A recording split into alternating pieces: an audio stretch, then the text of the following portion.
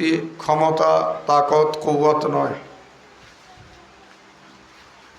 আমরা যদি মনে করি আমাদের কৌশলে, আমাদের হিকমতে, আমাদের ক্ষমতায় আমরা এখানে চলে এসেছি, না।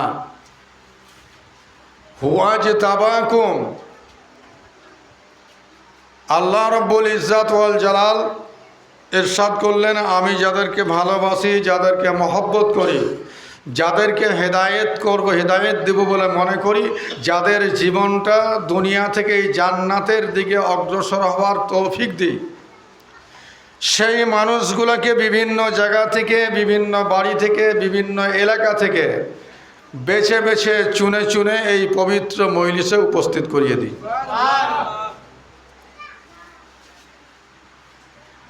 মজলিসে বসার পূর্বেতে আপনারা কোথায় ছিলেন, কি করতেছিলেন, কি বলতেছিলেন, কি অবস্থায় ছিলেন, তা কিন্তু আমি বলতে পারবো না। তবে এখন কিন্তু আমি আপনাদেরকে স্বীকৃতি দিতে পারি, গ্যারান্টি দিতে পারি, প্রতিশ্রুতি দিতে পারি, রসুল সাল্লাল্লাহু আলাইহি ওয়াসাল্লামের হাদিস মোতাবেক আপনারা এখন বর্তমান যতক্ষণ পর্যন্ত আপনারা এই মজলিসের মধ্যে থাকবেন, ততক্ষণ দুনিয়ায় জান্নাতের বাগানের মধ্যে বসে আছেন।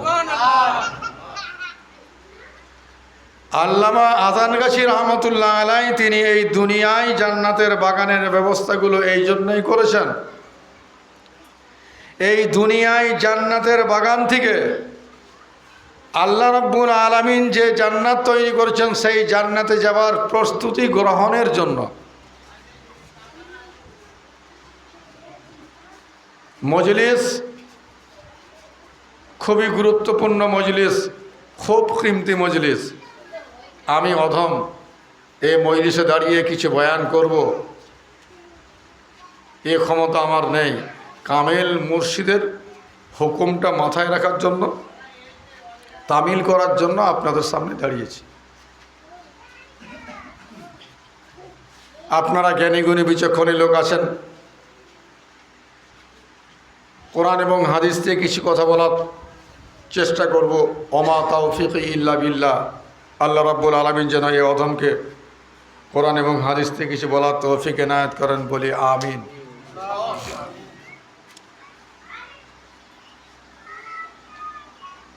আল্লাহ রাব্বুল আলামিন তিনি ইরশাদ করছেন, আউযুবিল্লাহ বিসমিল্লাহ। এটা তো আপনারা সবাই জানেন নিশ্চয়, ইনশাআল্লাহ। তাহলে আমার সঙ্গে পড়ুন, আউযু বিল্লাহি মিনাশ শাইতানির রাজীম, বিসমিল্লাহির রহমানির রহিম। ইন্না ইদ্দাতাশ শুহুরি ইনদাল্লাহি ইসনা আশারা শাহরান ফি কিতাবিল্লাহ ফি কিতাবিল্লাহি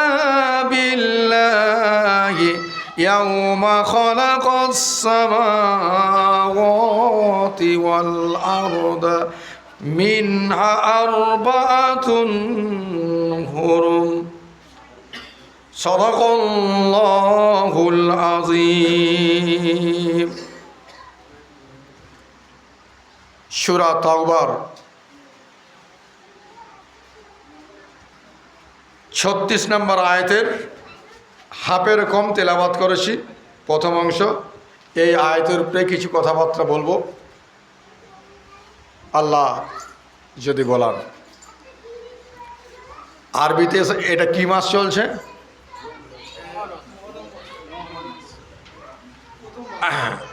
মুহররম মাস চলছে। ছেলেগুলোকে যে চুপ করে বসান, আর না হয় ওদেরকে নামিয়ে দেন। বাচ্চাগুলোকে নিচে নামিয়ে দেন, না চুপ করে যদি বসে তাহলে বসান। কারণ আমার পরপর কালকে রাত্রে ছিলাম আজানগাছিতে, পরপর 30 তারিখ পর্যন্ত মজলিস রয়েছে। অতএব কিছু কথাবার্তা শিক্ষণীয় কোরআন এবং হাদিস থেকে কিছু কথাবার্তা বলার চিন্তা ভাবনা করি। যদি এরকম ডিস্টার্ব করে তাহলে কিন্তু হবে না। হয় ওদেরকে নিচে পাঠিয়ে দেন, আর নয় চুপ করে বসতে বলেন। আর মহব্বতের সময় উচ্চ আওয়াজে হাক্কানি ধরছে পড়ুন, আল্লাহুম্মা সাল্লি।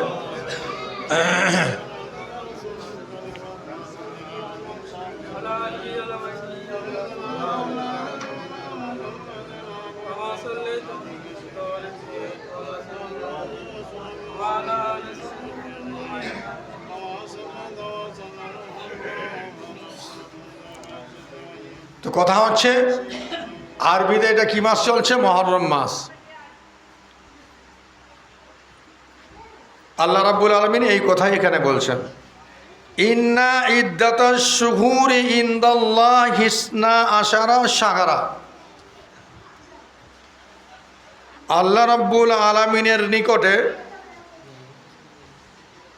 গণনা মতে 12টা মাস, ফি কিতাবিল্লাহ, আল্লাহ রাব্বুল আলামিন তার কিতাবের মধ্যে লিখেছেন। মাসগুলোর সৃষ্টি হয়েছে কবে? ইয়াউমা খালাকাস সামাওয়াতি ওয়াল আরদা, আসমান এবং জমিনকে আল্লাহ রাব্বুল আলামিন যেদিনে তৈরি করেছেন সেই দিনে এই 12টা মাসকেও আল্লাহ রাব্বুল আলামিন তৈরি করেছেন। আর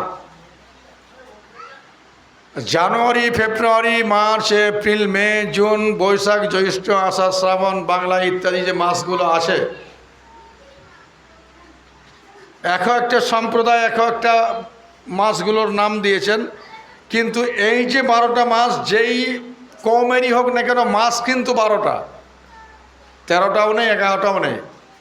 আর এই যে 12টা মাস আল্লাহ রাব্বুল আলামিন তৈরি করেছেন, এই 12টা মাসের নামও মুহররম, সফর, রবিউল আউয়াল, রবিউল সানি। আল্লাহ রাব্বুল আলামিন নিজেই এই নামগুলো রেখেছেন। আমরা ইংরেজিতে মাসগুলো বলতে বললে ঝটঝট করে বলি, বাংলায় বলি, আরবিগুলো মানে যে মাসগুলো আল্লাহ নিজে নাম রাখলো, সে আল্লাহর বান্দা হয়ে আমরা, সে মাসগুলো আমাদের মনে নেই। আর যে মাসের নামগুলো আল্লাহ রাখেননি, সে মাসগুলো আমাদের খুব ভালো মনে আছে। এটি একটা শিক্ষা নিয়ে আমাদের দরকার রয়েছে, যে মুহররম, সফর, রবিউল আউয়াল, রবিউল সানি, জামাদুল উলা, জামাদুল সানি, রজব, শাবান, রমজান, শাওয়াল, জিলকাদ, জিলহাজ, এই যে 12টি মাস, এই 12টি মাসের এই নামগুলো আল্লাহ রাব্বুল আলামিন তিনি নিজেই রাখলেন। আর আল্লাহর দেয়া নাম যদি আপনি ব্যবহার করেন, প্রত্যেকটি অক্ষরে অক্ষরে আপনি সওয়াব পাবেন। মিনহা আরবাআতুন হুরুম, আর এই 12টি মাসের মধ্যে 4টি মাস হচ্ছে সম্মানিত মাস।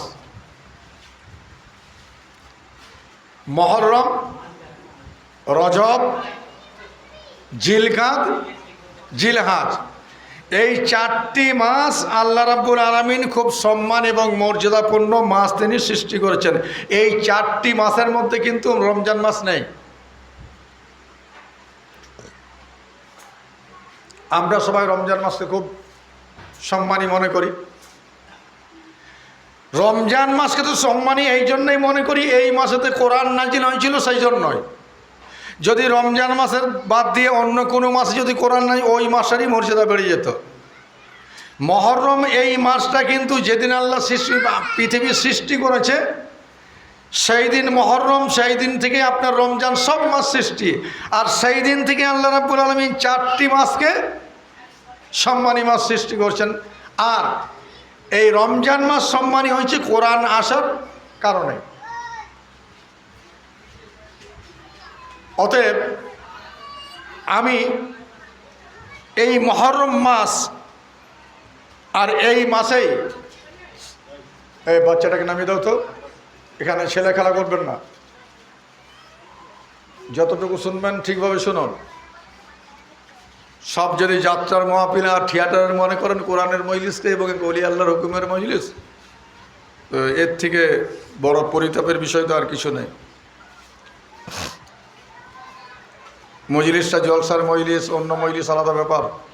এ আল্লামা হাসান গাছির আমার দরবার থেকে হুকুমের মজলিস, এই মজলিসের প্রত্যেকটা, এই যে অন্যান্য জলসায় গিয়েছেন সেখানে মৌলানা সাহেবরা তারা বসে জলসা করে, দাঁড়িয়ে করে? কিসে বসে? চেয়ারে। এখন আবার বড় বড় চেয়ার বেরিয়েছে। নদিয়াতে হুজুর কেবলা আমাকে পাঠিয়েছিলেন জলসাতে। নদিয়া জেলাতে 4 তরিকার মৌলানা ছিল, দেবন্দে ছিল, ফুরফুরা ছিল, বেরেলি ছিল, দরবার থেকে আমাকে পাঠিয়েছিলেন। সে চেয়ার যা দিয়েছে আমি চেয়ার দেখেই বলি আমরা তো দাঁড়িয়েই বয়ান করি।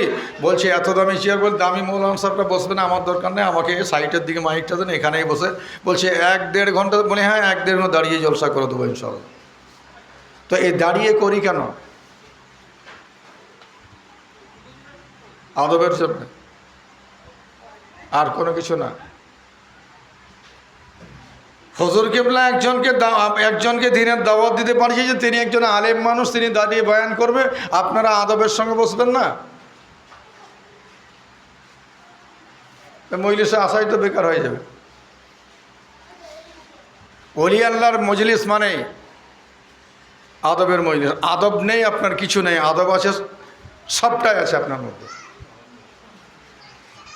দরবারে 2 দিন গিয়েছেন, আদবের সঙ্গে গিয়েছেন, আপনি অনেক কিছু পাবেন। অনেক দিন গিয়েছেন, গিয়ে দাড়ি পাখি ফেলেছেন, কিন্তু আদব নেই। আপনি মনে করেন আমি পুরাতন অনেক হয়ে গেছি। এই যে আদব যদি না থাকে, যেটুকু পাবেন তার থেকে বরং মাইনাস হয়ে যাবে। ওলি আল্লাহর সামনে বসবেন দিল সংযত করে, আলেমদের সামনে বসবেন জবান সংযত করে। তো এটি হচ্ছে মহরম মাস। আর এই মাসেতে, এই মহরম মাসের 10 তারিখকে বলা হয় আশুরা, ইয়াউমে আশুরা। তো এই 10 তারিখকে বলা হয় ইয়াউমে আশুরা। বুখারী শরীফে ইয়াউমে আশুরা এর একটা চ্যাপ্টার, একটা অনুফ্রম রয়েছে। বদরুদ্দিন আইনি রহমতুল্লাহ আলাই তিনি এর মধ্যে লিখেছেন যে এই মাসের 10 তারিখে 10 জন নবীকে আল্লাহ রাব্বুল আলামিন মহাবিপদ থেকে উদ্ধার করেছিলেন, যার কারণেতে এই মাসের 10 তারিখকে ইয়াউমে আশুরা বলা হয়। যেমন আদম আলাইহিস সালাম, তিনি প্রথম নবী, প্রথম মানুষ। তিনি জান্নাত থেকে বের হয়েছিলেন। জান্নাত থেকে বের হওয়ার পরে শরণদ্বীপে ইনি হাওয়া আলাইহিস সালাম, ইনি ছিলেন জিদ্দা। এই 2 জন ব্যক্তি একত্রিত ছিল আরাফাতের ময়দান। যারা হাজিরা গিয়েছে আরাফাতের ময়দানে গিয়ে জোহর এবং আসরের নামাজ একসঙ্গে পড়তে হয়। এইখান জাবালে রহমত, এই জাবালে রহমতের উপরে 2 জনে আদম আলাইহিস হাওয়া আলাইহিস সালাম একে অপরের মধ্যে পরিচয় হয়েছিল, যার জন্য নাম দেওয়া হয়েছে আরাফাত, মানে হচ্ছে পরিচিতি। আরাফাত আরবি ভাষা, এর মানে হচ্ছে পরিচয়, একে অপরের মধ্যে পরিচয় হয়েছিল। এবং ইনাদের যা ভুল ত্রুটি ছিল সেটা আল্লাহ রাব্বুল আলামিন মাফ করে দিয়েছিল। সেটা ছিল এই ইয়াউমে আশুরা, মানে মুহররম মাসের 10 তারিখ। এইভাবেতে আদম আলাইহিস সালাম থেকে নিয়ে একবারে আপনার নূহ আলাইহিস সালাম, ঈসা আলাইহিস সালাম পর্যন্ত, মানে মুহাম্মদ সাল্লাল্লাহু আলাইহি ওয়াসাল্লাম আসার পূর্বে পর্যন্ত অনেকগুলো নবী, 10 জন তো ওখানে এসছে, অনেকগুলো নবীকে আল্লাহ রাব্বুল আলামিন এইভাবেতে অনেকগুলো মুসিবত থেকে পরিত্রাণ দিয়েছেন। সেগুলা প্রত্যেকটি মুহররম মাসের 10 তারিখই ছিল। এই জন্য এটাকে ইয়াউমে আশুরা বলা হয়। এক।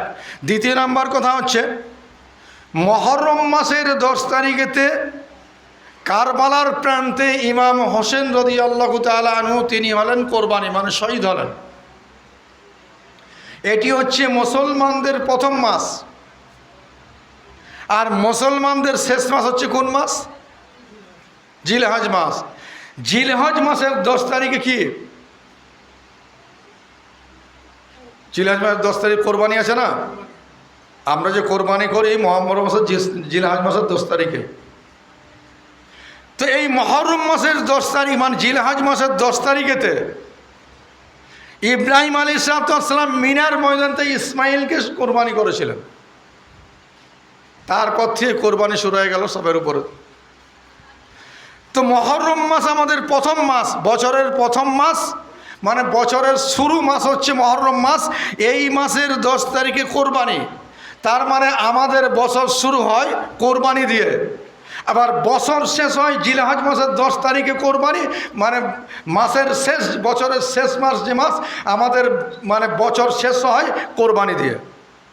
শুরুও কোরবানি আমাদের, শেষও হচ্ছে আমাদের কোরবানি। তার মানে আমাদের জীবনটা শুরু হয় কোরবানি দিয়ে, আবার আমাদের জীবনটা শেষও হয় কোরবানি দিয়ে। মহরম মাস এই শিক্ষাটা নিয়ে আসে। মহরম মাসের এই হোসেন এইভাবে এ করলো, সিমর এইভাবে এলো, এজিদ এই করলো, উবাইদুল্লাহ বিন এজিদ এই করলো, এই সব করতে করতে মোটামুটি কথা হচ্ছে একবার বিশাল ধরনের জলসা করে দিয়ে এলো, একবারে বিশাল বড় সুর দিয়ে। এর থেকে কোনো শিক্ষা পেলাম নেই, এই বক্তৃতার 3 পয়সাও কোনো মূল্য নেই। তাহলে আমাদের শিক্ষা, আমাদের বছর শুরু হয় কোরবানি দিয়ে, বছর আমাদের শেষ হয় সেটাও কোরবানি দিয়ে। তার মানে আমাদের প্রত্যেকটি কাজ কোরবানির সঙ্গেই, মানে ত্যাগের সঙ্গেই হবে, আল্লাহর জন্যই হবে। কোরবানি মানে কি? আল্লাহর জন্য উৎসর্গ করা। তো প্রত্যেকটি কাজই আমাদের আল্লাহ রাব্বুল আলামিন এটাই ইশারা করলেন যে তোমাদের প্রত্যেকটি কাজ কোরবানি দিয়ে, মানে বছর শুরু তোমাদের কোরবানি, তার মানে আমি আল্লাহ রাব্বুল আলামিন আমার জন্য, এবং তোমাদের বছর শেষ হবে সেটাও কোরবানি দিয়ে, তার মানে তোমাদের প্রত্যেকটি কাজ শেষ হবে সেটাও আমি আল্লাহর জন্য। মহরম মাস এই বছর এটি শিক্ষা দেয়। এখন কারবালার প্রান্তে ইমাম হোসেন রাদিয়াল্লাহু তাআলা আনহু তিনি শহীদ হলেন কেন, এবং এর থেকে আমাদের শিক্ষণীয় বিষয় কি আছে?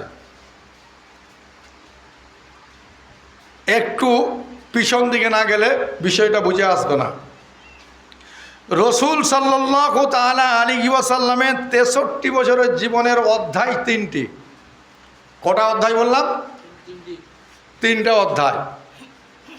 প্রথম অধ্যায় হলো জন্ম থেকে 40 বছর, তার মানে যে পর্যন্ত ওনার প্রতি নবী যে পর্যন্ত হননি, যে পর্যন্ত উনি মুহাম্মদ বিন আবদুল্লাহ, এই 40 বছর, এটা হচ্ছে ওনার জীবনের প্রথম অধ্যায়। 40 বছর বয়সে ওনার প্রতি আপনার কোরআন নাজিল হলো, মানে ওহী এলো, নবী হলো, নবুয়ত পেল। এই 40 বছরের পরে 53 বছর, তার মানে হচ্ছে আপনার 13 বছর। এই 13 বছরের দ্বিতীয় অধ্যায়, এটাকে বলা হয় মাক্কি জিন্দেগি। প্রথম থেকেই মক্কায় ছিলেন, কিন্তু মাক্কি জিন্দেগি এটাকে বলা হয় না। ওই আসার পর থেকে মাক্কি জিন্দেগি গণনা করা হয়। তো এই 13 বছর, যে 13 বছর ধরে কোরআন নাজিল হচ্ছিল, এবং এই কোরআন নিয়ে আল্লাহ রাসূল বিভিন্ন জায়গায় এই কোরআনের দাওয়াত দিতে যেতেছিলেন, এই সময়টাকে বলা হয় মাক্কি জিন্দেগি। এটা হচ্ছে দ্বিতীয় অধ্যায়। তৃতীয় অধ্যায় হচ্ছে এই 53 বছর বয়সে উনি মক্কা ছেড়ে মদিনায় হিজরত করলেন। মদিনায় হিজরত করে ওখানে উনি 10 বছর হায়াতে ছিলেন। এটাকে বলা হয় মাদানী জিন্দেগি, আর এটা হচ্ছে তৃতীয় অধ্যায়। কথাগুলো বুঝে আসছে আপনাদের? খুব গুরুত্ব দিয়ে শুনুন, কথাগুলো কাজে আসবে। যে নবী আমাদের সুপারিশ করবে তার সম্পর্কে যদি না জানি, জীবনটাই বৃথা হয়ে যাবে।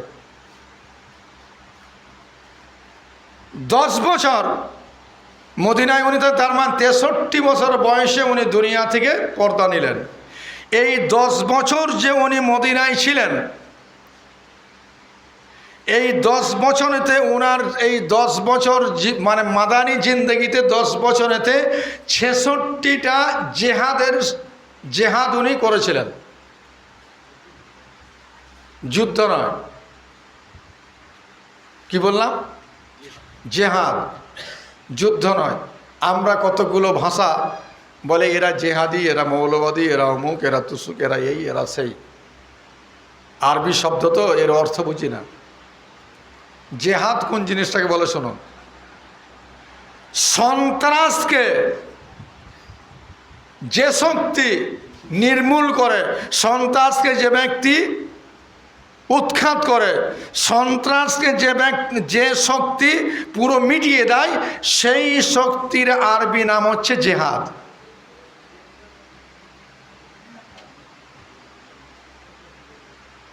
আমরা জেহাদ মানে যুদ্ধ, যুদ্ধের আরবি হচ্ছে হার্ব। হা, রা, বা, এই 3টি অক্ষর দিয়ে গঠিত হয়েছে হার্ব। এর মানে হচ্ছে যুদ্ধ, লড়াই। আর জেহাদ দিয়ে কিন্তু যুদ্ধ বোঝায় না। তার মানে 10 বছর রসুল সাল্লাল্লাহু মদিনায় গিয়ে উনি সরকার প্রতিষ্ঠা হলেন, উনি নিজে রাষ্ট্রপ্রধান হলেন, যা কিছু দরকার মানুষগুলোকে নিরাপদে চালাবার জন্য সবটাই সেনাবাহিনী থেকে নিয়ে, একবার পার্লামেন্ট থেকে নিয়ে, বর্ণভবন থেকে প্রথমে বিভিন্ন রকম মন্ত্রী থেকে নিয়ে, অর্থমন্ত্রী, খাদ্যমন্ত্রী, ধর্মমন্ত্রী, বিভিন্ন রকম সমস্ত কিছু তৈরি করলেন। তৈরি করার পরে দেখলো কিছু কিছু মানুষ এই কোরআন মোতাবিক প্রত্যেকটা চালাতে দিবে না, তারা একটু মাঝে মাঝে ডিস্টার্ব করে এবং যেখানেতে কোরআনের আইন প্রতিষ্ঠার চেষ্টা করা হয় সেখানে তারা ব্যাঘাত ঘটায়। সেই সময় রাসূল সাল্লাল্লাহু আলাইহি ওয়াসাল্লাম এই যে সন্ত্রাস করছে, এই যে ডিস্টার্ব করছে, এই যে ব্যাঘাত ঘটাচ্ছে, এইটাকে দমন করতেন। এটার নাম আরবিতে জিহাদ। তাহলে সন্ত্রাসকে যে শক্তি দমন করে তার নাম হচ্ছে জেহাদ। জেহাদ মানে যুদ্ধ নয়। এটি আমি এখানে রাখলাম।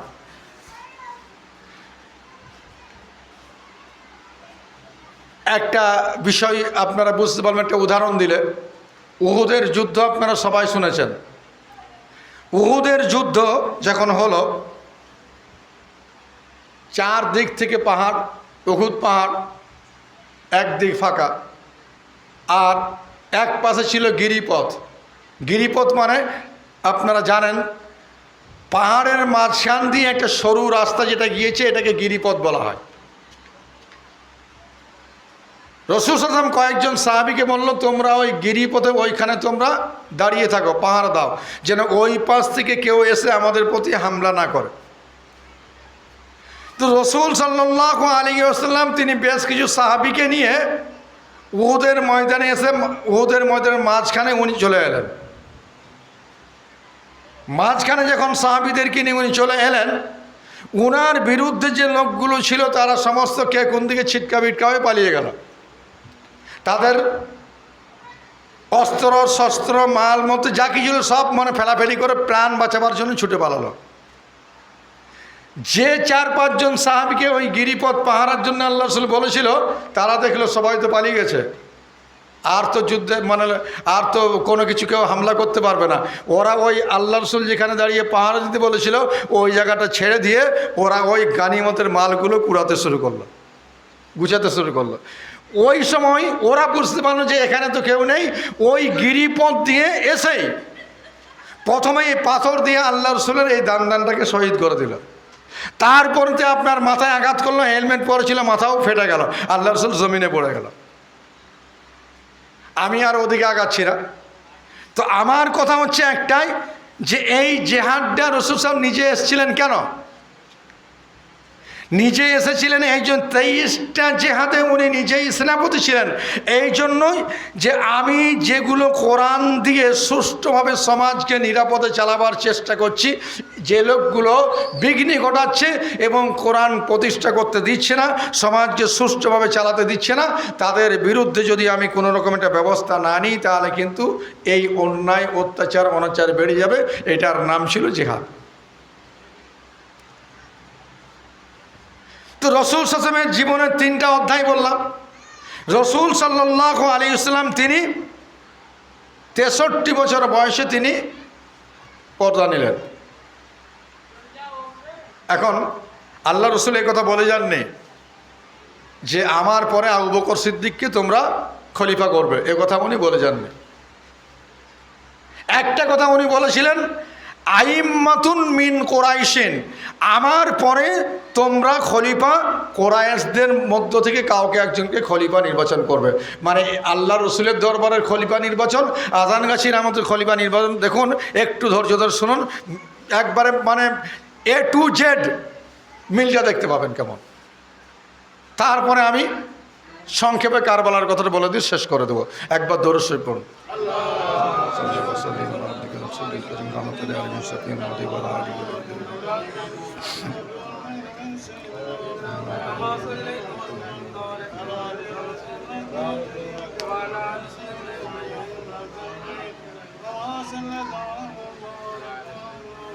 আল্লাহ রসুল ইন্তেকাল করলেন,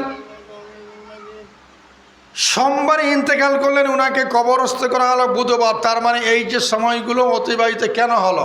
হলো তো এই কারণেই, খলিফা কাকে করা যাবে?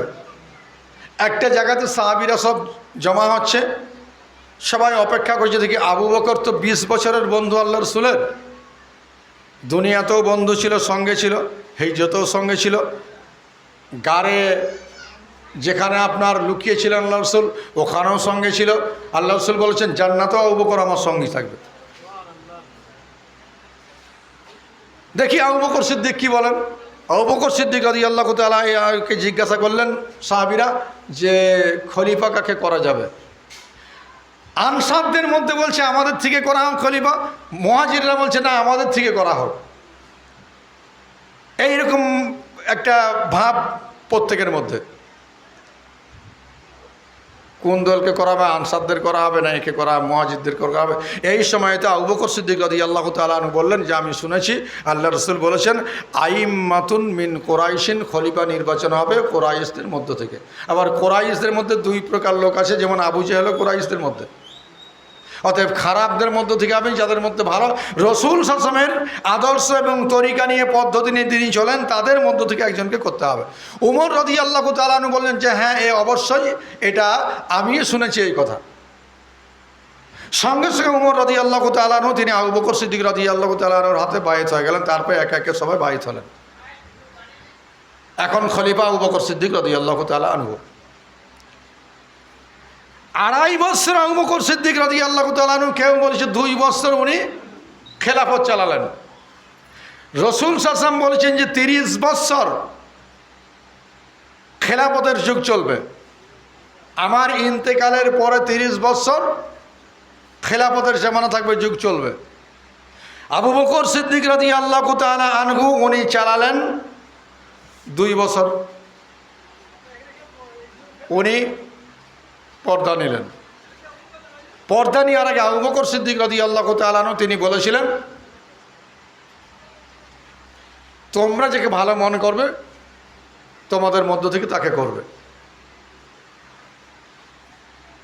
উনি পর্দা নিলেন, সবাই বসে চিন্তা ভাবনা করে দেখলো যে কাকে করা যাবে। উমর রাদিয়াল্লাহু তাআলা আনহু ওনাকে করা হলো। উমর রাদিয়াল্লাহু তাআলা আনহু খলিফা, উনি চালালেন 10 বছর খেলাফত। 2 আর 10 কত বছর হলো? 12 বছর। উমর রাদিয়াল্লাহু তাআলা আনহু উনিও শহীদ হলেন 10 বছর চালাবার পরে। উসমান রাদিয়াল্লাহু তাআলা আনহু, উমর রাদিয়াল্লাহু তাআলার একটা কথা, উনি 5 জন ব্যক্তিকে নিয়ে একটা কমিটি গঠন করে দিয়ে গেছিলেন। উমর রাদিয়াল্লাহু আনহু উনি বললেন যে আমার পরে এই 5 জন বসে তোমাদের মধ্যে কাউকে একজনকে খলিফা নির্বাচন করবে। 5 জনের মধ্যে উসমান রাদিয়াল্লাহু তাআলা ছিল, আর আপনার একজন সাহাবী সম্ভবত তালহা রাদিয়াল্লাহু তাআলা, উনি বললেন যে না আমি খলিফা বানি, আমাকে বাদ দিয়ে তোমরা যাকে পারো করো। তো এই 5 জন মিলে বসে উসমান রাদিয়াল্লাহু তাআলা আনহুকে, উসমান গনিকে ইনাকে খলিফা করলেন। ইনি চালালেন টোটাল 12 বছর। 12 আর 12 24। এইবারেতে উসমান রাদিয়াল্লাহু তাআলা আনহু তিনি 12 বছর চালালেন। চালাবার পরেতে উনি শহীদ হলেন। মসজিদ নববীতে উনি কোরআন তেলাওয়াত করছেন, ওই সময়তে ওনাকে শহীদ করলেন। কোরআন মজিদের মধ্যে সূরা বাকারা একটা আয়াত আছে ফাসাইয়াক ফিকাহুমুল্লাহু ওয়াস সামিউল আলিম, এই আয়াতের মধ্যে উনার পবিত্র খুন পড়েছিল। কিছু কিছু কোরআন মজিদে দেখবেন ওই আয়াতটা গোলভাবে লেখা আছে, যেমন আপনার রক্তের ফোঁটা পড়লে গোল হয় ওইভাবে, কিন্তু কিছু কিছু কোরআন শরীফ লক্ষ্য করবেন ওই আয়াতটা এইভাবে গোলভাবে লেখা আছে, ইঙ্গিত করে ওই আয়াত যে উসমান গনির রক্ত পড়েছিল এখানে। তো উসমান রাদিয়াল্লাহু তাআলা উনি 12 বছর চালালেন। তারপরে উনি শহীদ হলেন। আলী রাদিয়াল্লাহু তাআলা আনহু উনি খলিফা হলেন। উনি চালালেন 5.5 বছর। 24 আর 5.5 কত হলো? 29.5। এখানে তো উসমান রাদিয়াল্লাহু তাআলা আনহুর পরে যে আলী রাদিয়াল্লাহু তাআলা হয়েছিল, এই সময়তে খুব বিশাল একটা বড় একটা যুদ্ধ হয়েছিল, যেটাকে জাঙ্গে জামাল মানে উটের যুদ্ধ বলা হয়। আমি ওদিকেও যাচ্ছি না, আমার কথা হচ্ছে কথা কিছু বলবো, তার থেকে কিছু শিক্ষা গ্রহণ করা, এটাই আমার উদ্দেশ্য। বিশাল ধরনের হয়েছিল, দুটো ভাগ হয়ে গেছিল এবং বলা হয়েছিল যে উসমান গনির হত্যা যতক্ষণ না হয় আমরা আলীকে ততক্ষণ পর্যন্ত মানব না খলিফা বলে। তো আলী রাদিয়াল্লাহু তাআলা চালাবার পরে এই উনি শহীদ হওয়ার পরতে হাসান রাদিয়াল্লাহু তাআলা আনহু উনি ছিলেন 6 মাস, টোটাল 30 হলো। এইবারে আমি কারবালার দিকে আসছি, তার আগে একটু কথা বলে নি। আবু বকর সিদ্দিক রাদিয়াল্লাহু তাআলা আনহুকে যে খলিফা নির্বাচন করা হয়েছিল, আবু বকর সিদ্দিক রাদিয়াল্লাহু তাআলা উনি যদি উনার ছেলে আব্দুল্লাহকে উনার ইন্তেকালের সময়েতে যদি আব্দুল্লাহকে গদিতে বসিয়ে যেতেন, কোনো সাহাবী বলতে পারতো যে না ইনাকে আমরা মানব না, এ কথা কেউ বলতে পারতো? কিন্তু উনি বলেননি। উমর রাদিয়াল্লাহু তাআলা তিনি যদি বলতেন যে না আমার ছেলে আব্দুল্লাহকে আমি বসেই আছি, তোমরা খলিফা মেনে নিবে, কেউ কোনো কিছু প্রতিবাদ করতে পারতো? মোটেই করতো না। সে পাওয়ার, সে যোগ্যতা ইনাদের মধ্যে ছিল। উসমান রাদিয়াল্লাহু তাআলা উনি যদি বলতেন যে না আমি আমার কাউকে বসেই যাচ্ছি, তাও উনি বললেন না। আলী রাদিয়াল্লাহু তাআলা তিনি যদি বলতেন যে না আমি হাসানকে বসেই যাচ্ছি, উনি তো বসাননি, উনি তো শহীদ হয়ে গেলেন। ঘরের ভিতরে ওনাকে তো করে দেওয়া, শহীদ করে দেওয়া হলো। অতএব সাহাবায়ে কেরামরা বসে হাসানকে করলো, তো উনিও এই কথা বলে যাননি। দেখুন আজানগাছি রহমতুল্লাহ দরবারের দিকে লক্ষ্য করুন। আজানগাছি রহমতুল্লাহ পর্দা নেওয়ার আগেতে যদি উনার ফ্যামিলির, উনার তো একই মাত্র ছেলে, যদি ডেকে বলতো যে আমার ছেলে বা আমার বংশের কাউকে আমি বসিয়েছি, যেহেতু বিশাল বড় স্টেট আমি হাক্কানি আঞ্জুমান নামে এই হাক্কানি আঞ্জুমানকে দিয়েছি, পারতেন কিনা বলুন? কেউ ছিল না বলার? কেউ, কিন্তু উনি বলেন না, তা করেন না। কি হলো, কোথায় চলে গেল আপনার আজানগাছি হাওড়া জেলা, ওইখান থেকে উনি মানিকতলা থেকে এই খেলাফত চলে কোথায়, মেদিনীপুর চাকদাতে মুয়াজ্জিন রহমতুল্লাহ আলাই। মুয়াজ্জিন রহমতুল্লাহ উনি আবার পর্দা নিলেন, এই খেলাফত চলে গেল কোথায়, একদম বাংলাদেশ, আপিসি রহমতুল্লাহ আলাই। আবার আপিসি রহমতুল্লাহ পর্দা নেওয়ার পর কোথায় চলে গেল, সাবল সিংহপুর হুগলি জেলা। আবার উনি পর্দা নেওয়ার পরে কোথায় চলে গেল, 24 পরগনা হুমরা। তো এখানে কথা হচ্ছে বংশের দিক দেখা হয়, যেমন রসুল সাল্লাল্লাহু আলাইহি ওয়াসাল্লাম তিনি বংশের দিক দেখেননি, সাহাবায়ে কেরাম রক্তের দিক দেখেননি, ঐতিহ্য বিভিন্ন রকম ইত্যাদি এই কোনো দিক দেখেননি। একটা জিনিস দেখেছিল যে রসুলের আদর্শ যার মধ্যে থাকবে, যাদের মধ্যে হবে, তাদের মধ্য থেকে কেউ খলিফা হওয়ার যোগ্য হবে। ঠিক আল্লামা আজানগাছি রহমতুল্লাহ দরবারের দিকে লক্ষ্য করে দেখুন, এখানেতে এই দরবারেতে আলেম তো সে সময় অনেকেই ছিল, অনেকেই তো অনেক রকমই ছিল, কিন্তু কথা হচ্ছে তার মধ্য থেকে যিনি উপযুক্ত তিনাকেই দেওয়া হচ্ছে। এখানে কোনো রকম কোনো কিছু কারো বলার এবং প্রতিবাদ করার কোনো ব্যাপার নেই। আর এখানে রক্তেরও কোনো সম্পর্ক নেই, আত্মীয়রও কোনো সম্পর্ক নেই, বংশেরও কোনো সম্পর্ক নেই। তাহলে এইবারে চিন্তা ভাবনা করে দেখুন, আমরা যারা এখন পর্যন্ত দয়া করে আল্লাহ রাব্বুল আলামিন হাক্কানি আঞ্জুমানে মানে আপনার আল্লামা আজানগাছির মতো দরবারে নিয়ে যান, এই দরবারটার সঙ্গে রসুল সাল্লাল্লাহু দরবারের সঙ্গে মিলটা কতটুকু দেখুন। খিলাফত দুই ধরনের, রসুল সাল্লাল্লাহু নিজে বলে গেছেন, সব হাদিসের কথাবার্তা বলছি। খেলাফত দুই ধরনের, একটা হচ্ছে খেলাফতে নবুয়ত,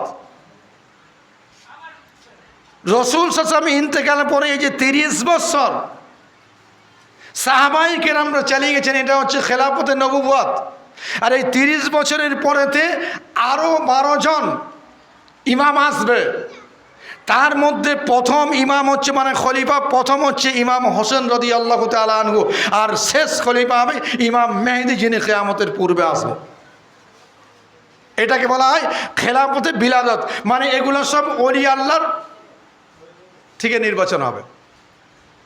রাসূল সাল্লাল্লাহু আলাইহি হাদিস, আবু দাউদ শরীফের হাদিসে আছে, এবং রসুলের কথা বলে গেছেন যে 12 জন এভাবে আসবে, এগুলা সব ওলি আল্লাহ।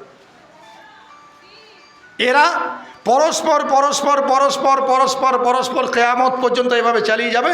আর যে কথাটা আমি বলতে চেয়েছিলাম সেটা হচ্ছে কি, যে প্রথম হচ্ছে খলিফা হোসেন রাদিয়াল্লাহু তাআলা আনহু, আর শেষ খলিফা ইমাম মেহেদী আলাইহিস সালাতু ওয়াস সালাম, কিয়ামতের পূর্বে উনি আসবেন।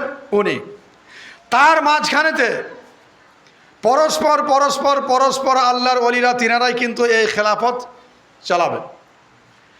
এইবারতে আল্লামা আজানগাছি রহমতুল্লাহের দরবার এটা ওলি আল্লাহর দরবার কিনা বা অন্য কোথাও আছে কিনা এটা আমি বলতে যাচ্ছি না, আপনারা যথেষ্ট জ্ঞান আছে, এটা আপনারা নিজেরাই চিন্তাভাবনা করবেন।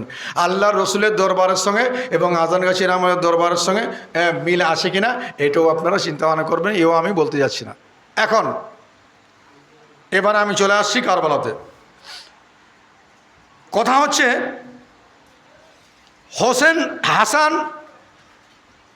এর স্ত্রী এজিদ পরামর্শ দিয়েছিল হাসানকে বিষ খাইয়ে দেবার জন্য।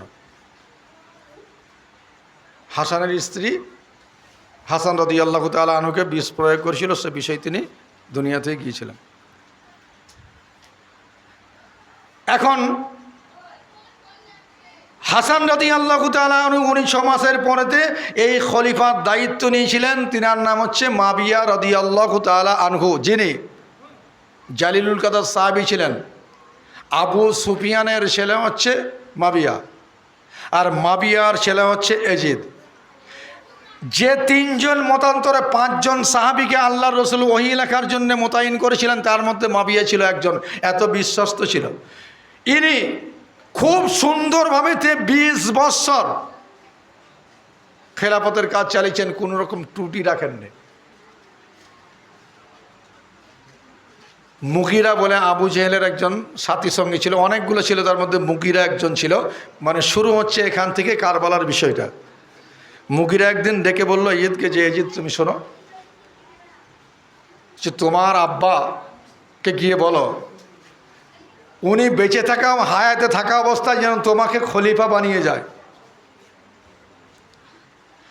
উনি ইন্তেকালের পরে যদি খলিফা বানানো হয় তাহলে কিন্তু খুব মুশকিল হয়ে যাবে। কারণ দেখেছো তো উসমান রাদিয়াল্লাহু তাআলা আনহু থেকে আলী থেকে নিয়ে কেমন হলো, প্রায় 80,000-এর মতো মানুষ মানে ইমানদার জিহাদে মানে শহীদ হয়েছে। অতএব ঝামেলা হয়ে যাবে। উনি যদি আগে থেকে করে যায় তাহলে আমরা বসিয়ে দেবো, ঝামেলা খতম হয়ে যাবে। এজিদ গিয়ে মাবিয়াকে বলছে, মানে আব্বাকে বলছে, আব্বা আপনি থাকা অবস্থায় আমাকে খলিফা নির্বাচন করে যাবেন। মাবিয়া তো জ্ঞানী খুব না, ও বলছে এটা তো তোমার বুদ্ধিতে এ কথা আসেনি, এটা কে বললো তোমাকে? বলছে না আমি, না না না এটা তোমার বিবেকে আসেনি এই কথা, সত্যি কথা বলো। তো বলছে আমাকে মুগিরা বলেছে। মুগিরাকে ডাকো। মুগিরাকে ডাকলো, ডাকার পরে এই যে মাবিয়া জিজ্ঞাসা করছে তুমি এটা কেন বলেছো এজিদকে? তখন তিনি একটা পয়েন্ট দেখালো, এই পয়েন্ট দেখালো যে দেখুন কেমন যুদ্ধ হলো, কতগুলো মানুষ সব শহীদ হয়ে গেল ইত্যাদি বিভিন্ন রকম হলো।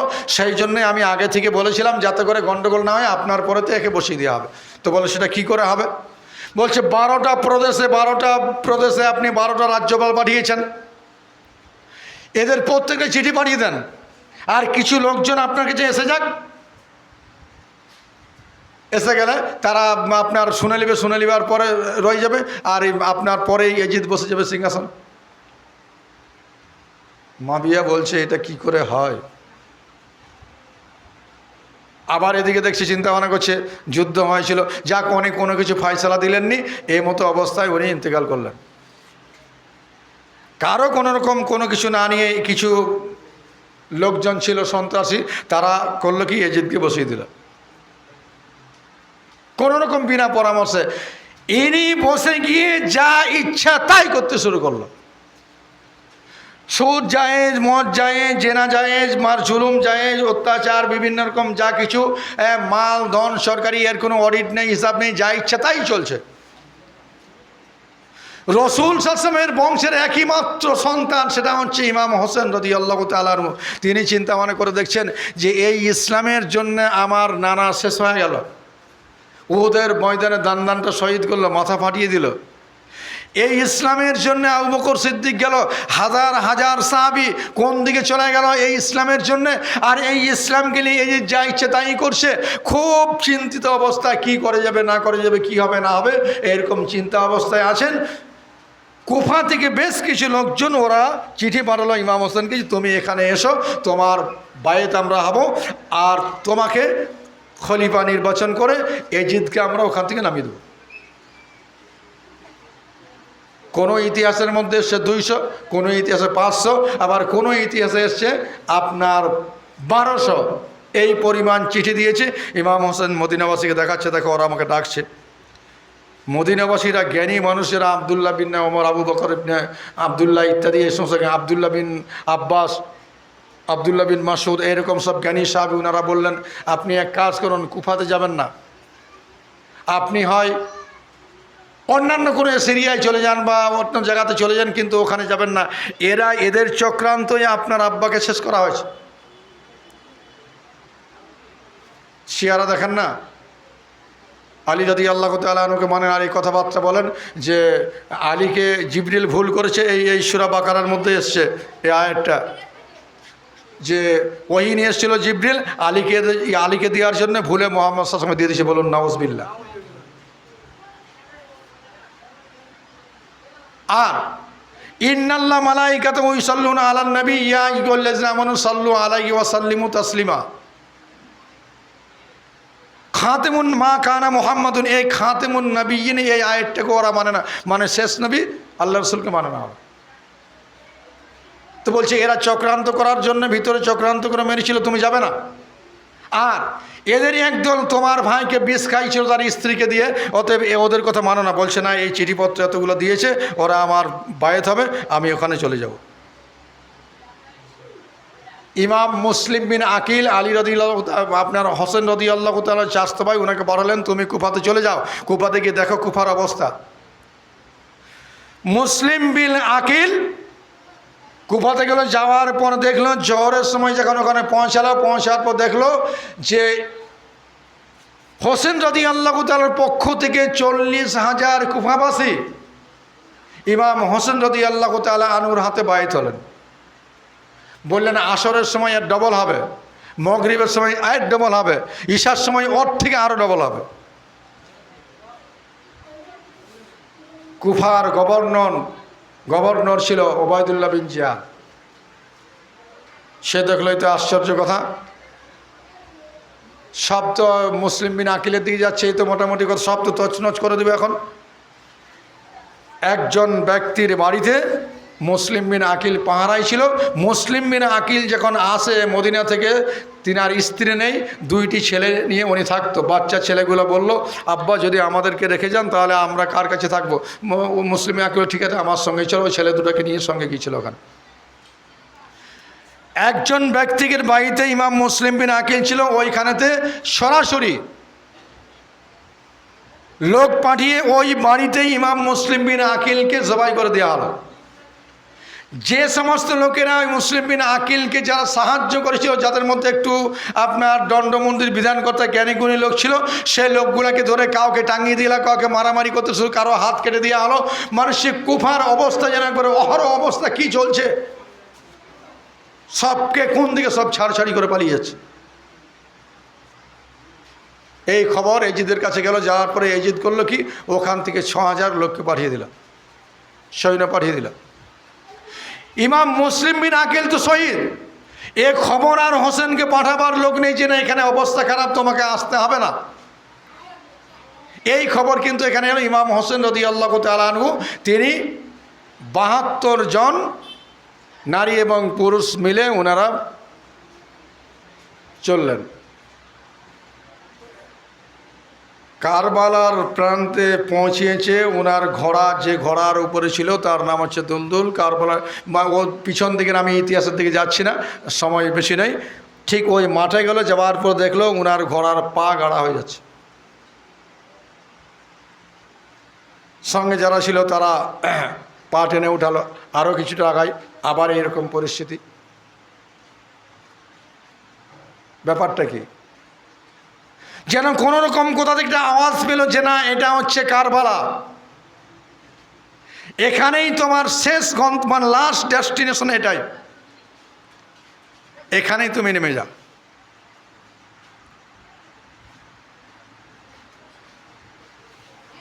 হোসেন রাদিয়াল্লাহু তাআলা আনহু এবং হাসান রাদিয়াল্লাহু তাআলা যখন জন্মগ্রহণ করেছিলেন, সেই সময়তে জিবরিল আলাইহিস সালামকে মাটি নিয়ে এসে আল্লাহ রসুলকে দিয়েছিলেন। আল্লাহ রসুলকে বললেন যে এই মাটিটা তুমি রাখবে, এই মাটিটা যেদিনে লাল হয়ে যাবে সেই দিনে কিন্তু আপনার দৌহিত্র হোসেন সে শহীদ হয়ে যাবে। তো এই মাটিটা নিয়ে গিয়ে উম্মে সালমা রাদিয়াল্লাহু তাআলা আনহাকে আল্লাহ রসুল দিয়েছিল যে এই মাটিটা তুমি রাখো, যেই দিনে দেখবে এই মাটিটা রক্তবর্ণ হয়ে যাবে সেই দিনে তো মনে করবে যে হোসেন শহীদ হয়ে গেছে। উম্মে সালমা বলল, আপনার এতগুলো স্ত্রী আমাকে দিলেন কেন? বলছে সবগুলোই মারা যাবে, ইন্তেকাল করবে, তুমি সেই পর্যন্ত বেঁচে থাকবে, সেই জন্য তোমাকে দেওয়া হলো। উনি রেখেছিলেন। ঠিক জোহরের আগে পর্যন্ত সব তো যা ছিল অবস্থা তো খুব কঠিন, পুরুষগুলো তো 40-39 জন তো প্রায় শেষ। হোসেন রাদিয়াল্লাহু তাআলা আনহুকে এরা শর্ত দিয়েছিল কি, ওবায়দুল্লাহ বিন জিয়াদ বলেছিল একটা কাজ করো, তুমি এজিদের পক্ষ থেকে আমার হাতে তুমি বায়েত হয়ে যাও, এই শর্ত তুমি যদি মেনে নাও তাহলে মোটামুটি কথা হচ্ছে তোমাকে যথেষ্ট পরিমাণ সম্মান দেওয়া হবে, ইজ্জত দেওয়া হবে এবং তোমার কোনো রকম কোনো অসুবিধা হবে না। হোসেন রাদিয়াল্লাহু তাআলা আনহু বলেছিলেন যে না, আমি তো বায়েত হব না। দ্বিতীয় নাম্বার কথা হচ্ছে আমাকে ছেড়ে দাও, আমি ফিরে চলে যাই মদিনায়, না হলে এক কাজ করো, কোনো মুসলিম রাষ্ট্রের সীমানায় আমাকে কিনারায় দাও, সেখানে আমি মুসলিমদের বিরুদ্ধে যাও, তাদের বিরুদ্ধে আমি জেহাদ করব, আর নচেত আমাকে ডাইরেক্ট এজিদের কাছে দিতে দাও। তিনটা শর্তের কোনো শর্ত নয়। হোসেন রাদিয়াল্লাহু বলল যে না, আমি হব না। এখন আল্লাহ রাব্বুল আলামিন তিনি বলছেন, ইন্নাল্লাযীনা ইউবাইউনাকা ইন্নামা ইউবাইউনাল্লাহা ইয়াদুল্লাহি ফাওকা আইদিহিম। সূরা ফাতার আয়াতের ব্যাখ্যা শুনুন। ইন্নাল্লাযীনা ইউবাইউনাকা, আল্লাহ রাব্বুল আলামিন বলছেন অবশ্যই যারা, যে বা যারা ইউবাইউনাকা, ওগো নবী আপনার হাতে বাইত হয়েছে, ইন্নামা ইউবাইউন আল্লাহ, তারা যেন আল্লাহর হাতে বাইত হয়েছে। পরের অবস্থা কি আছে, ফাওকা ইয়াদুল্লাহি আইদিহিম, ইয়াদুল্লাহি ফাওকা আইদিহিম, আর যে ব্যক্তিগুলো আল্লাহর হাতে বাইত হয়েছে আল্লাহর রহমতি হাত সবসময় তাদের উপরে আছে। শর্ত হলো কি, ইমাম হোসেনকে বলল তোমাকে বায়েত হতে হবে আমার কাছে। ইমাম হোসেন বলল এজিদের পক্ষ থেকে তুমি যে বায়েত নেবে, আমি তো বায়েত এই জন্য হব না, আমার নানার রাখা ইসলাম, এই ইসলাম কিন্তু এরকম নয়, আমি মোটেই বায়েত হব না। বায়েত যদি হতে হয় তাহলে এইরকম মানুষের কাছে হব যারা আমার নানার আদর্শে আদর্শবান, যারা আমার নানার চরিত্রে চরিত্রবান, যারা আমার নানার তরিকা নিয়ে, হাদিস নিয়ে, কোরআন নিয়ে চলে, পদ্ধতি মেনে চলে, সেই রকম লোকের কাছে বায়েত হব। কিন্তু এজিদের পক্ষ থেকে আমি তোমার কাছে বায়েত হব, এটা সম্ভব নয়। যুদ্ধটা ছিল ইমাম এজিদের সঙ্গে আর ইমাম হোসেনের সঙ্গে, এই বায়েত মুরিদ হওয়া নিয়ে, আর কোনো কিছু না। এটা সেটা ওটা কোনো কিছু না, একটাই কারণ ছিল, যদি হোসেন রাদিয়াল্লাহু তাআলা আনহু এজিদের পক্ষ থেকে জিহাদের সামনে, জিহাদের হাতে যদি উনি মুরিদ হয়ে যেতেন তাহলে সমস্ত কিছু ঝামেলা কেটে যেত। কিন্তু উনি বললেন যে না, তার মানে এটাই উনি শিখিয়ে গেলেন, এটাই দুনিয়ার মানুষকে এটাই শিক্ষা দিয়ে গেলেন যে দেখো, যেখানে সেখানে গিয়ে আপনি বশ্যতা স্বীকার করে নেবেন, যেখানে সেখানে গিয়ে যেই সেই পীর সাহেবের কাছে গিয়ে আপনি বায়েত হয়ে যাবেন, যেই সেই পীর সাহেবের কাছে গিয়ে আপনি মুরিদ হয়ে যাবেন, এটা চলবে না। দুধ খাবেন ছেঁকে আর পিঠ ধরবেন বেছে। আপনি যেখানে সেখানে যদি হয়ে যান তাহলে যে আল্লাহর হাত আপনার হাতের উপরে, আল্লাহর রহমতি হাত যে আপনার উপরে থাকবে, সেই সময় কি হবে, আল্লাহর রহমতি হাত আপনার দায়ে থাকবে না। যদি আপনি এজিদ মার্কা পীরের কাছে মুরিদ হয়ে যান হোসেন মার্কা বাদ দিয়ে, তাহলে শয়তানের হাত আপনার মাথায় থাকবে। আর হোসেন মার্কা পীরের কাছে যদি আপনি মরিদ হতে পারেন, তাহলে ফাউকায় ইয়াদুল্লাহ ফাউকা আইদিহিম, আল্লাহ রাব্বুল আলামিনের কুদরতি হাত সর্বসময় ওই ব্যক্তির মাথায় থাকবে। আর তারপরে আল্লাহ রাব্বুল আলামিন তিনি আরেকটা কথাবার্তা বললেন, সেটা হচ্ছে কি, লাকাদ রাদিয়াল্লাহু আনিল মুমিনিনা ইয ইউবাইউনাকা তাহতা শাজারি ইলা আখিরিল আয়াত। আল্লাহ রাব্বুল আলামিন এই কথা বললেন, যারা রাসূল সাল্লাল্লাহু আলাইহি ওয়াসাল্লামের হাতে বায়াত হয়েছে, তারা যেন আমার হাতে বায়াত হয়েছে। আর আমার হাতে যারা বায়াত হয়েছে, আমার কুদরতি হাত, আমার রহমতি হাত সে ব্যক্তিগুলোর মাথায় তো আছেই। উপরন্ত লাকাদ রাদিয়াল্লাহু আনিল মুমিনিন, ওই সমস্ত ইমানদারের উপরে লাম, এখানে লাকাদ শব্দ আরবির যদি গ্রামার আপনি না জানেন, কোরআনের সঠিক ব্যাখ্যা করতে পারবেন না। এটা সত্যিই বলছি, ইংরেজি হোক বাংলা হোক, যদি আপনি গ্রামার ঠিক না জানেন, ব্যাকরণ যদি না জানেন, তাহলে কিন্তু মানে করতে পারবেন না। এখানে আল্লাহ রাব্বুল আলামিন রাদিয়াল্লাহ এই শব্দটাই বলতে পারতেন শুধু, কিংবা কাদ রাদিয়াল্লাহ বলতে পারতেন, কিন্তু উনি বলেন লাকাদ রাদিয়াল্লাহ। লাম এর মানে তাকিদের জন্য, এর মানে হচ্ছে অবশ্যই, নিশ্চয়, বেশাক। আবার কাদ মানে হচ্ছে কোনো সন্দেহ নেই, নিশ্চয়, বেশাক। তার মানে অবশ্যই অবশ্যই আল্লাহ রাব্বুল আলামিন ওই সমস্ত ইমানদারগুলোর উপরতে যারা রসুলের কাছে বায়াত হয়েছে, আর রসুলের কাছে যারা বায়াত হয়েছে তারা আল্লাহর কাছে বায়াত হয়েছে, আল্লাহর কাছে যারা বায়াত হয়েছে, আল্লাহ রাব্বুল আলামিন তা ওই মুমিনগুলোর উপরে রাজি হয়ে গেছে। এখন কথা হচ্ছে, রসুল সাল্লাল্লাহু তো নেই। কিছু কিছু মানুষ আমরা বলি হায়াতুন নবী, বলি না আমরা? হাদিস কোরআনের জ্ঞান পরিপূর্ণ না থাকলে উল্টোপাল্টা বলি। এটা একটু আপনাদেরকে নিরসন করে দেওয়া দরকার। হায়াতুন নবী, রসুল সাল্লাল্লাহু যখন ইন্তেকাল করলেন, ওমর রাদিয়াল্লাহু তাআলা আনহু তিনি নাঙ্গা তালোয়ারটা নিয়ে উনি দাঁড়িয়েছেন, বলছে কেউ যদি বলে রসুল মারা গেছে, আমি দু টুকরো করে দেবো। পরিষ্কার উমর রাদিয়াল্লাহু তাআলা পরিষ্কার একবার নাঙ্গা তালোয়ার নিয়ে দাঁড়িয়েছেন। কেউ যদি বলে মুহাম্মদ সাল্লাল্লাহু ইন্তেকাল করেছে, আমি এক্ষণে দু টুকরো করে দেবো। কোনো সাহাবী জবান খুলতে পারে না ওমর রাদিয়াল্লাহু তাআলার সঙ্গে, যে ওমর তুমি কি কথা বলছো, ভুল কথা বলছো, রাসূল সাল্লাল্লাহু আলাইহি ওয়াসাল্লাম ইন্তেকাল করেছেন। কিন্তু কেউ বলছে না। লাস্টে আবু বকর সিদ্দিক রাদিয়াল্লাহু তাআলা আনহু তিনি ওমর রাদিয়াল্লাহু যে কথা বলছে না, সামনে গিয়ে এই আয়াত পড়ছে, ওমা মুহাম্মাদুন ইল্লা রাসূল কাদ খালাত মিন কাবলিহির রাসূল।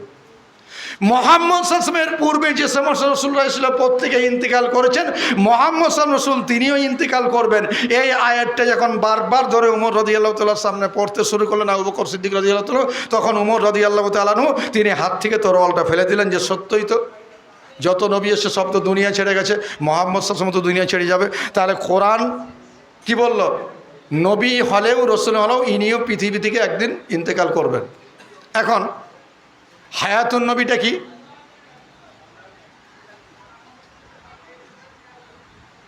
হাদিস শরীফের মধ্যে এসে রাসূল সাল্লাল্লাহু আলাইহি ওয়াসাল্লাম বলে গেছেন যে আম্বিয়া আলাইহিসসালাতু ওয়াসসালাম তারা মৃত্যুর পরে আল্লাহ রাব্বুল আলামিন তাদের রূহকে ফিরিয়ে দেয়, তারা কবরে ফিল কুবুর, আহইয়াউন ফিল কুবুর, কবরে তারা জীবিত। কোন কোন হাদিসের মধ্যে এসে কবরেতে তিনারা না আরও কিছু যা করার করেন, কিন্তু নামাজও পড়েন। তো এই যে নবী এবং রসুল ইনাদেরকে ইন্তেকালের পরে যে কবর দিয়ে দেওয়া হয়, এই কবরে আল্লাহ রাব্বুল আলামিন ওনাদেরকে জীবিত করে দেন, আর কিয়ামত পর্যন্ত ওনারা জীবিত থাকবেন। এই পিরিয়ডটাকে বলা হয় হায়াতুন নবী। কথাটা বুঝে এলো আপনাদের, না বুঝে আসেনি? ইন্তেকালের পরে আল্লাহ রাব্বুল আলামিন যে এই যে জীবিত করে দিলেন কবরেতে, অতএব এইটাকে এই সময় থেকে নিয়ে কিয়ামত পর্যন্ত এইটা হচ্ছে হায়াতুন নবী। আর যদি বলেন যে না হায়াতুন নবী মরার পরেও তিনি হায়াতুন নবী, তাহলে কোরআন মিথ্যা হবে। আবার যদি বলেন না কবরে জীবিত থাকেন, তাহলে আল্লাহ রসুল উনি হাদিসে বলেছেন না কবরে জীবিত নবী এবং রসুলেরা, তাহলে আল্লাহ রসুলের হাদিসকে মিথ্যা করা হবে। অতএব তিনি পৃথিবীতে এসেছেন, আসার পরে তিনি ইন্তেকাল করছেন, করার পরে তিনি কবরে গেছেন, আল্লাহ রাব্বুল আলামিন নবী এবং রসুলদের রূহকে ফিরিয়ে দেন, সেখানে তিনি জীবিত আছেন, নামাজ পড়েন। অতএব এটা হচ্ছে এই পিরিয়ডটাকে বলা হয় হায়াতুন নবী। এখন আল্লামা আযানগাছী রাহমাতুল্লাহ আলাইহি এই যে খেলাফত দুই ধরনের বলেছিলাম, যে খেলাফতে বিলায়াত, আল্লামা আজানগাছি রহমতুল্লাহ আলাই তিনি তো শুধু ওলি ছিলেন, তিনি বিশাল বড় একজন আলেম এবং মৌলানা এবং মুফতি। তারপরে 8টা মুর্শিদের কাছ থেকে উনি সবক হাসিল করেছেন। তার মধ্যে উনার একজন মুর্শিদের মুর্শিদ, তার কথা বলে আমি শেষ করে দেব, নূর মোহাম্মদ জানজানাবি রহমতুল্লাহ আলাই। জানজানাতে উনার একটা মসজিদে উনি ইমামতি করতেন। দারুল উলুম দেওবন্দের একজন মুহাদ্দিস, যিনি 30 বছর বুখারী শরীফ পড়িয়েছেন। বুখারী শরীফ যিনি পড়ান তিনি ছোট মৌলানা না বড় মৌলানা? আরবি কায়দা বা কোরআন শরীফ যারা পড়ায় তারা বড় মৌলানা ছোট মৌলানা? বুখারী যিনি পড়ান তিনি অবশ্যই বড় মৌলানা। বুখারী যেই মৌলানা, সে যেখান থেকেই পাস করে আসুক না কেন, যেই পারেননি। কোরআন শরীফে জের জবর রয়েছে না, জের জবর পেশ, দু জবর দু জের দো পেশ আছে না, খাড়াখাড়ি আছে। হাদিসগুলোতে কিন্তু আপনি কোনোটাই এই জবর জের পাবেন না। মিসকাত শরীফ, বুখারী শরীফ, আবু দাউদ শরীফ, তিরমিজি শরীফ, নাসাই শরীফ, ইবনে মাজাহ শরীফ, যে সিত্তা, কোনোটাই জের জবর পাবেন না। আকার ইকার নেই, তাহলে পড়েন কিসে? ওই সব গ্রামারের কায়দায় পড়তে হয়। একটাতেও জের জবর পেশ, দু পেশ, উল্টা পেশ, খাড়াখাড়ি কোনো কিছু নাই। যেমন কোরআন শরীফে দেওয়া আছে দেখে দেখে পড়েনি, আকার একার বুঝে, জের জবর বুঝে নেই। অতএব বুখারী শরীফ এটি যিনি পড়ান তিনি কম নয়, এবং 30 বছর যিনি পড়িয়েছেন তার মানে বুখারীকে তিনি গিলে খেয়ে নিয়েছেন।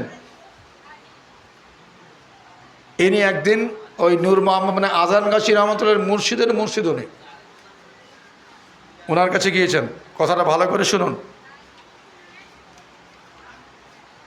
যে রাত্রে উনি ছিলেন মসজিদে, উনি যতটুকু যা পেরেছেন খিদমত সেবা যত্ন করেছেন। সকাল হলো, সকাল হওয়ার পরেতে উনি বলছেন, হুজুর একটা কথা বলবো আপনাকে। ওই মুহাদ্দিস স্যার যিনি 30 বছর আরম্ভে বন্ধে আপনার বুখারী পড়িয়েছেন, তো বলছে বলুন। বলছে আমি আপনার কাছে এসেছিলাম মুরিদ হওয়ার জন্য। নূর মোহাম্মদ জানজানাবি উনি বলছে, আরে কী কথাবার্তা বলছো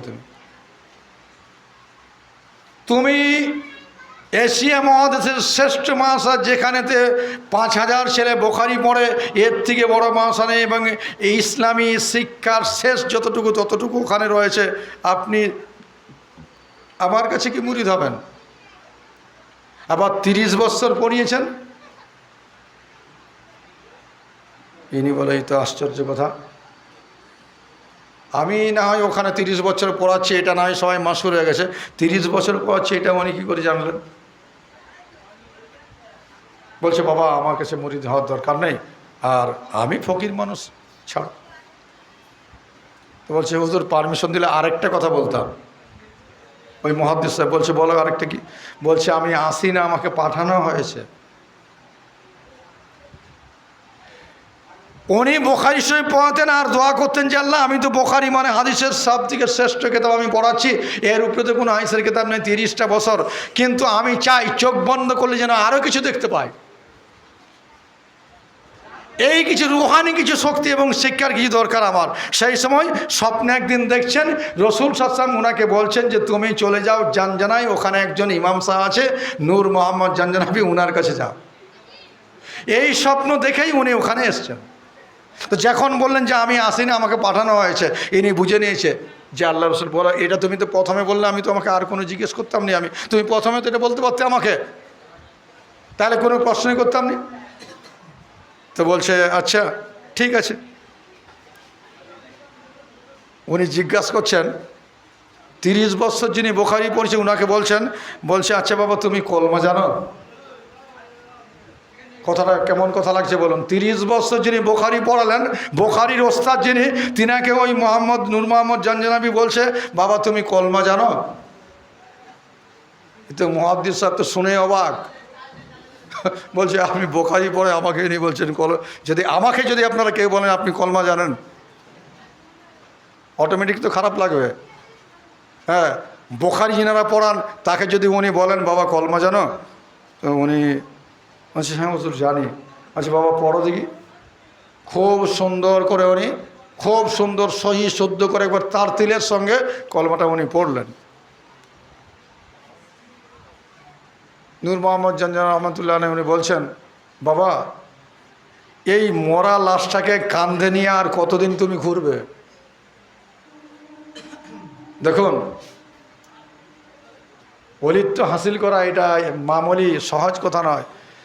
মুহাদ্দিস সাহেব বলছেন যে এই মরা লাশটা কাঁধে নিয়ে আর কতদিন তুমি ঘুরবে? মুহাদ্দিস সাহেব আশ্চর্য হয়ে যাচ্ছে কথাগুলো। এক তো কলমা যেন এই কথাবার্তা বললেন, আবার কলমা পড়লাম শুদ্ধ করে, তারপরে ইনি আবার বলছে মরা লাশটাকে নিয়ে কতদিন ফিরবে। তো বলছে হুজুর বুঝতে পারছি না। বলছে আমরা তো সে প্রথম থেকেই এই কলমার সম্পর্কে জ্ঞান এসছে সেই থেকে এখন পর্যন্ত এই কলমা তো পড়েই চলছি। আপনি বলছেন মৃত, আমার বুঝেই আসছে না। বলছে বুঝে আসছে না? আচ্ছা চলো মসজিদ থেকে একটু বেরিয়ে আসো। মসজিদ থেকে যদি বেরিয়ে এলো, সামনে একটা খেজুর গাছ রয়েছে মসজিদের পাশেই। বলছে বাবা দেখো, নূর মোহাম্মদ জানজানবী রহমতুল্লাহ আজানগাছি রহমতুল্লাহ ওস্তাদের ওস্তাদ উনি পড়লেন লা ইলাহা ইল্লাল্লাহ। এইটুকু পড়েছে। পড়ার পরে মানে গাছের দিকে তাকিয়ে পড়েছে, খেজুর গাছের দিকে। খেজুর গাছটা ফোল্ডিংয়ের মতো আপনার জমিনে শুয়ে পড়লো। সুবহানাল্লাহ একবার বলবেন না? লা ইলাহা ইল্লাল্লাহ এইটুকু ওই গাছটার দিকে তাকিয়ে পড়েছে, গাছটা জমিনে শুয়ে পড়লো। মুহাম্মাদুর রাসূলুল্লাহ সাল্লাল্লাহু আলাইহি ওয়াসাল্লাম বলার পথে গাছটা উঠে যেমন সোজা ছিল এরকম সোজা হয়ে গেল। মুহাদ্দিস সাহেব বলছে হুজুর বুঝতে পেরেছি। তার মানে এইরকম কলমা পড়ো, গাছের দিকে তাকালে যে গাছ মরে যাবে, আবার পড়লে যে গাছ দাঁড়িয়ে যাবে, এইরকম কলমা পড়া। হচ্ছে আমরা যে কলমা পড়ছি বা পড়ে এসছি, এই কলমার জান নেই, এর মধ্যে রু নেই, এর মধ্যে তাসির নেই। কেন নেই? আমি তো চিনি খাওয়া আগে বন্ধ করি না, আপনাকে চিনি খেতে নিষেধ করছি। কাজতে হবে নি। রসুল সাল্লাল্লাহু আলাইহি ওয়াসাল্লামের কাছে একজন মেয়ে গেলেন, হাদিসটা কেউ বলে জাইফ, কেউ বলে সহি হাদিস, যেই হাদিস হোক শিক্ষামূলক ব্যাপার রয়েছে। ছেলেকে নিয়ে গেল, বলছে হুজুর আমি তো লোকের বাড়িতে কাজ করে খাই, আর আমার ছেলেটা সবসময় মিষ্টি মাঙে, আমার কাছে চিনি মাঙে, আমি কোথায় পাই? আল্লাহ রসুল কি বললেন? পরে নিয়ে আসবে, সপ্তাহখানেক পরে নিয়ে আসবে। সপ্তাহখানেক পরে যখন নিয়ে এলো ছেলেটাকে, নিয়ে আসার পর আল্লাহ রসুল ছেলেটার দিকে তাকিয়ে বলছে, বাবা তোমার মা খুব গরিব, লোকের বাড়িতে কাজ করে খায়, আর তুমি যদি এই চিনির জন্যে মিষ্টির জন্য পরেশান করে কোথায় পাবে?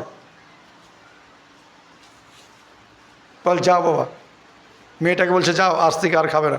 মেয়েটা তো রেগে আগুন। এই কথাটা আপনি তো সেই দিনেই বলতে পারতেন। আজকে তো মান সরকার কাজ করলে আমার পয়সা আসতে, আমি কাজ কামাই করে এসেছি, এইটা কি আপনি সেই দিনে বলতে পেরেছিলেন না? বলছে মা রাগ করে কোনো লাভ নেই, আমি তিনটি জিনিস ভালোবাসি, মিষ্টি ভালোবাসি, সুগন্ধি ভালোবাসি, আর মায়ের জাত এদেরকে ভালোবাসি। তো আমি যতক্ষণ মিষ্টিটা খাওয়া বন্ধ না করি, আমি ওকে বলবো কি করে তোমার ছেলেকে যেদিন থেকে নিয়ে এসছো সেদিন থেকে আমি মিষ্টি খাওয়া বন্ধ করে দিয়েছি। দেখো আমি যে বললাম, আজ থেকে এই যে কথাটা আমি বললাম, দেখবে ও তোমার কাছে মিষ্টি চাইবেন। তার মানে কি আমি খাওয়া বন্ধ করেছি, করার পরে আপনার ছেলেকে বলেছি। সেই সময় যদি বলতাম এটা তাসির করতো না।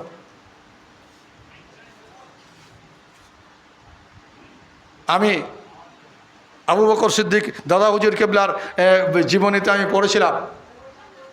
এটি আপনার এই যে মুহাদ্দিস সাহেবের কথাবার্তা বললাম, দারুল উলুম দেওবন্দের শিক্ষার মানে শিক্ষক 30 বছর যিনি পড়িয়েছেন, ওনার এই ঘটনা শোনালাম। দাদা হুজুর কেবলার কথাবার্তা একটা বলছি, বলে আমি শেষ করে দিচ্ছি। উনি এক মুরিদ একটা খাসি ফেলেছে, ফেলে খাসিটা খুব বড় করেছে। গ্রাম অন্য জায়গায় ছিল, দাদা হুজুর কেবলা আবু বকর সিদ্দিককে উনি দাওয়াত করেছেন, ওনাকে দাওয়াত করছে, উনি গিয়েছে, সঙ্গে আরেকজন গিয়েছে, আর ওই গ্রামের ইমাম সাহেব যিনি তিনাকে সঙ্গে নিয়ে উনি গিয়েছেন সে দাওয়াত খেতে।